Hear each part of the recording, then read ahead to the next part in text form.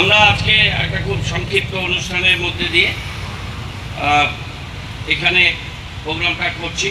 North Bengal construction division PWD তারা এই কাজটা করছেন। তারা স্টেশন ফিডার রোড 0 কিলোমিটার থেকে 1.3 কিলোমিটার তারা নিউ কনস্ট্রাকশন করবেন। সার্ভিস রোড বোথ সাইডে 4 লেনে, সেটা হচ্ছে 3.75 metre on both side road. এটা নতুন করে এটা তৈরি হবে। আর পেপার ব্লক হবে, এটা 80 mm থিকনেস এবং এটার কমপ্লিশন ডেট হচ্ছে 270 ডেজ, মানে 17/8/2025 সালের মধ্যে এটা কমপ্লিট হবে।